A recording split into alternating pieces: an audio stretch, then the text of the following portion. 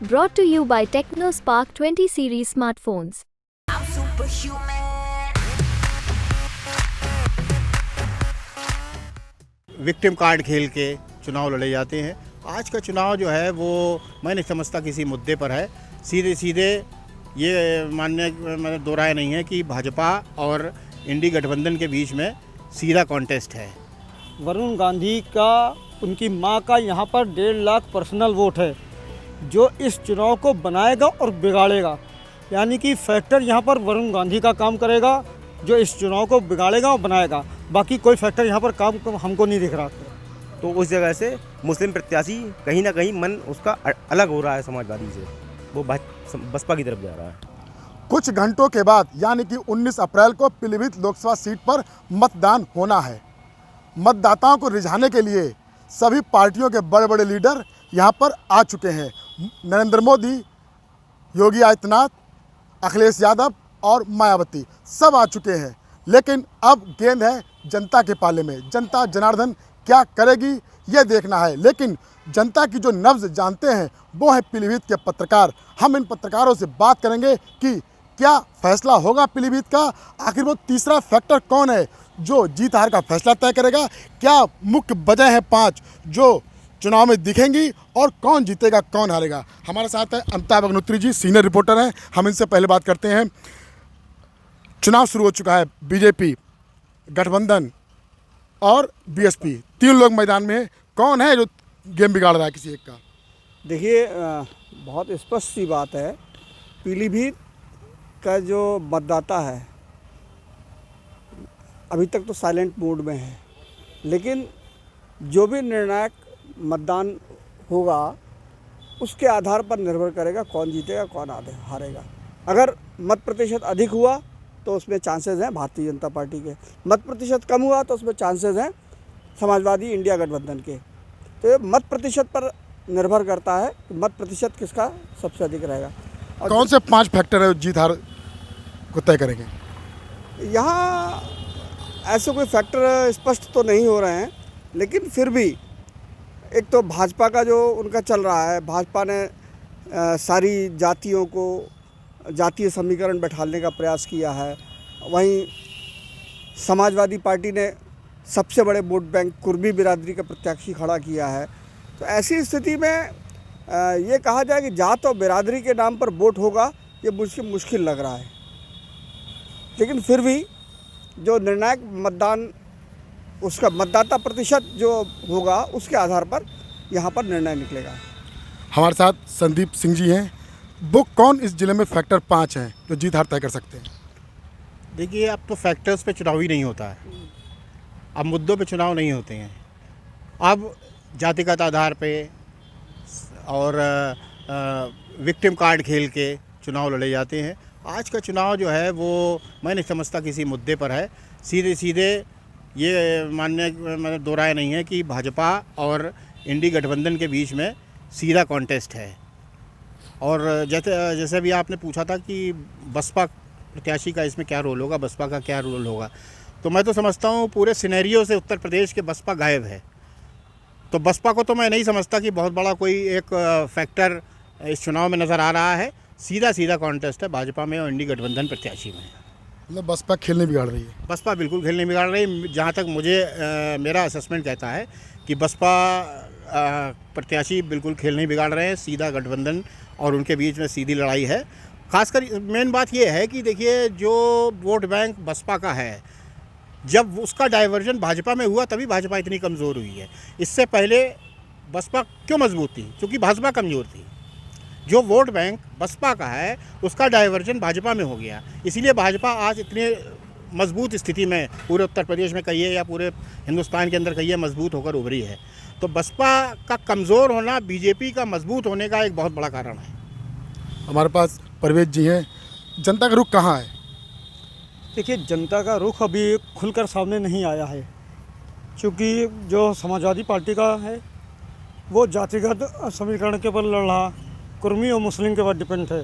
जो भाजपा का प्रत्याशी है वो राम मंदिर और नरेंद्र मोदी और योगी आदित्यनाथ के नाम पर लड़ रहा। यहाँ पर लड़ाई जो सबसे अच्छी होगी और जिसको कोई नहीं देख रहा, जिसका फैक्टर मेन काम करेगा वो है वरुण गांधी। वरुण गांधी का, उनकी माँ का यहाँ पर 1.5 लाख पर्सनल वोट है, जो इस चुनाव को बनाएगा और बिगाड़ेगा।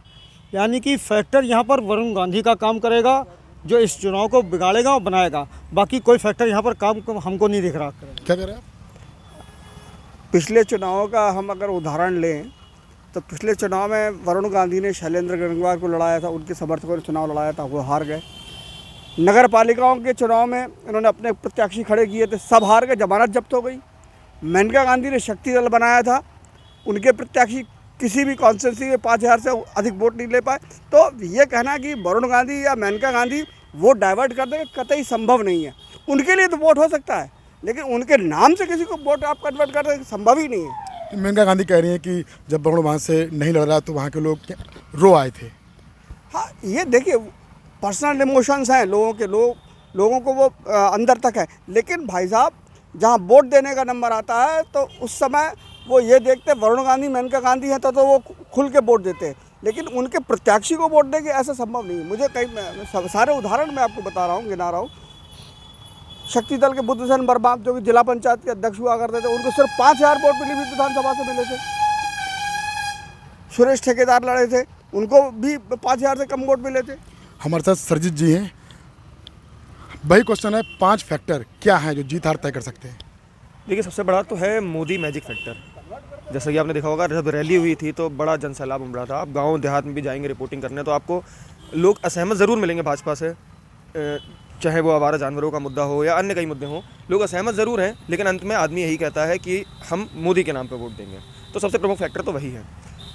दूसरा फैक्टर अगर बात करी जाए, सपा ने जो कुर्मी वोट बैंक साधने के लिए कुर्मी प्रत्याशी को उतारा है, असरदार तो रहेगा, लेकिन कहा जाए कि वो भाजपा की हार में कन्वर्ट हो वैसा नहीं होगा, क्योंकि सबसे बड़ा फैक्टर मोदी और मोदी के नाम पे ही वोट पड़ रहे हैं। तीसरा, वरुण गांधी मेनका गांधी, जैसे हमारे साथियों ने बताया कि उनका व्यक्तिगत वोट बैंक, ये बात सही है कि उनका व्यक्तिगत वोट बैंक है, लेकिन जो जुड़ाव जनता से होना चाहिए, जैसा उनके बोलने बात करने का जो लहजा था, लोग अपनी बात उनसे कहने में कभी सहज नहीं होते थे। आपने भी देखा होगा कि मीटिंग के बाद अगर लोग कोई शिकायत है या अपनी कोई अर्जी है या दरखास्त है वो लेके जाएँ तो उतना सहजता से नहीं जैसा अन्य नेताओं के साथ हो जाता है। तो बहुत बड़ा कोई अंतर पड़ेगा मुझे नहीं लगता है।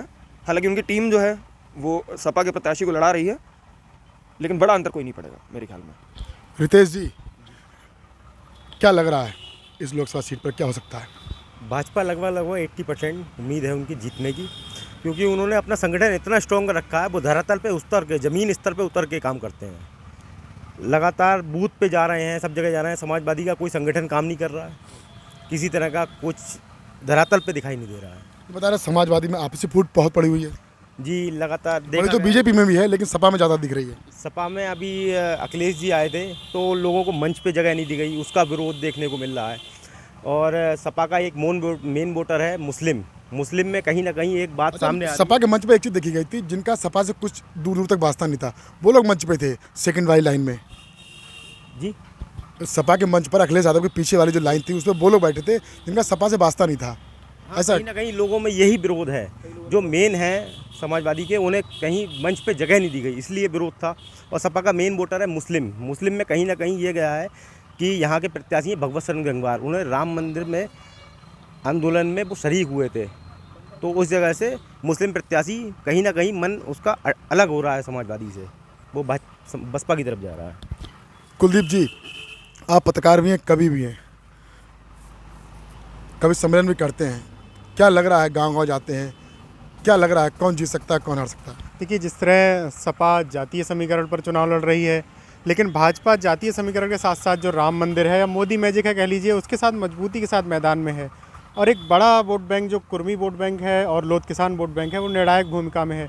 तो जिस तरफ उसका पोलराइजेशन होगा, जिस तरफ उसका झुकाव होगा, वही पार्टी मजबूती में रहेगी। और अगर मौजूदा स्थिति की बात की जाए तो भाजपा बहुत ही मजबूती के साथ मैदान में है, लेकिन सपा कहीं ना कहीं उसका नुकसान करने की कोशिश कर रही है। लेकिन आगे क्या होगा ये तो 4 जून को पता लगेगा। चलिए, एक क्वेश्चन है छोटा सा, हम फटाफट पूछते हैं, जल्दी जवाब लेंगे उसका। कौन जीतेगा? देखिए, ये कहना उचित नहीं है कि अभी मतदान नहीं हुआ तो हम कैसे कहते कौन जीतेगा। कौन जीतेगा? No prediction. कौन जीतेगा? अभी कुछ नहीं कहा जाए। कौन जीतेगा? अगर कहा जा सके तो इतना बड़ा चुनाव और इतना तामझाम क्यों हो, चुनाव के बाद ही पता चलेगा। कौन जीतेगा? 4 जून को ही पता लगेगा। कौन जीतेगा? वोट प्रतिशत अगर बढ़ेगा तो भाजपा जीतेगी, वरना कुछ भी नहीं है। हमारे साथ एक वरिष्ठ पत्रकार इलेक्ट्रॉनिक मीडिया के तारिक नैयर जी भी आ रहे हैं, भागते हुए आ रहे हैं। इनसे पूछते हैं, आप थोड़ा लेट हो गए। तारिक जी, वो 5 फैक्टर कौन है जो जीत हार तय करेंगे? देखिए 5 फैक्टर जो अभी आपने देखा कि एक संकल्प पत्र जो बीजेपी की तरफ से जारी किया गया है, तो उसमें महंगाई को लेकर कोई बात नहीं की गई है और नौकरी को लेकर कोई बात नहीं की गई है। नौकरी के लिए ये कहा है कि रोज़गार से जोड़ेंगे। कौन सा रोज़गार होगा, कितनी संख्या होगी, वो कुछ नहीं है, क्योंकि पहले से ये महंगाई और नौकरी मुद्दा लगातार बनता जा रहा है यूपी के अंदर। तो 2 फैक्टर ये हो गए। बाकी अगर हम देखें तो और भी कई सारे मुद्दे हैं। जैसे बीजेपी कहती है कि राष्ट्रवाद की बात करती है, तो राष्ट्रवाद तो बाद में है, पहले इंसान जो है वो ठीक से रहना यहाँ पे। तो ये सारे मुद्दे हैं जिससे ये फैक्टर हैं जिससे बदलाव भी हो सकता है और नहीं भी हो सकता है, क्योंकि अभी जो संकल्प पत्र जारी हुआ उसको लेके कई सारी बातें सामने आ रही हैं। क्योंकि जो राहुल गांधी ने संकल्प पत्र भी या कांग्रेस ने किया है, उसमें महिलाओं को रिझाया गया है, यानी 1 लाख रुपए महीना दिया जाएगा। इसके साथ ही एकदम से उन्होंने नौकरी की बात की है जो बीजेपी ने नहीं की है। तो ये भी एक मुद्दा होगा, क्योंकि बीजेपी नौकरी की बात नहीं कर रही है और कांग्रेस नौकरी की बात कर रही है। तो एक फैक्टर ये भी हो सकता है। जैसा कि साथी पत्रकार बता रहे थे कि बीजेपी और सपा की लड़ाई है, क्या बीएसपी नहीं बीच में घुस रही कहीं? देखिए बीएसपी के लिए हम ये कह सकते हैं कि बीएसपी ज़रूर मैदान में है, लेकिन बीएसपी ने कहीं ना कहीं सपा और बीजेपी के लिए मुश्किल खड़ी की है। वो ऐसे की है कि जो कैंडिडेट्स हैं वो इस ढंग से उतारे हैं कि वो बीजेपी को भी नुकसान कर रहे हैं और सपा को भी नुकसान। ज़्यादा किसको नुकसान कर रहे हैं? देखिए ज़्यादा बीजेपी को नुकसान कर रहे हैं, क्योंकि पूर्वांचल में अगर हम देखें तो कई सारी सीटें ऐसी हैं जहां पे बीजेपी निकल सकती थी, लेकिन जो बसपा है उनने ऐसा कैंडिडेट दे दिया जो बीजेपी के वोट को काट रहा है। फाइनल क्वेश्चन है, कौन जीतेगा, बीजेपी, सपा व सपा? देखिए गठबंधन है, बसपा है और बीजेपी है, तो इसमें कहना बड़ा मुश्किल है, क्योंकि चुनाव इस बार बदलाव की बहार भारी कौन है? भारी कौन है? देखिए भारी निश्चित रूप से बीजेपी है, क्योंकि उनके पास कई सारे ऐसे मुद्दे हैं और उनके पास कार्यकर्ता हैं, इतने मंत्री हैं, सभी जगह वो लोग गए और प्रधानमंत्री भी गए, सीएम भी गए, हर जगह वो लोग कर रहे हैं। उनके पास कोई स्टार प्रचारक नहीं है, 1-2 लोग ही जाते हैं, राहुल गांधी जाते हैं या प्रियंका जाती हैं, और इधर अखिलेश ने अभी 2 दिन पहले से जनसभाएँ शुरू की। तो निश्चित रूप से बीजेपी भारी पड़ रही है। ये तो यहाँ के पत्रकार जो जानते हैं कि जनता के मन में क्या है। उन्होंने अपनी बातों से आपको इशारों बता दिया कि आखिर जनता के मन में क्या है और जनता जनार्दन क्या फैसला करने वाली है। अभी मतदान होना है, उसका रिजल्ट आना है, अभी लंबा है, ये पहले फेज़ का चुनाव है। यहाँ के लोगों को लंबा इंतजार करना पड़ेगा पीलीभीत के रिजल्ट के लिए। फिलहाल ये थे यहाँ के पत्रकार जिन्होंने ये बताया कि यहाँ पर क्या समीकरण है, कौन जीत सकता है, कौन हार सकता है। पीलीभीत से यूपी तक के लिए सौरभ पांडे।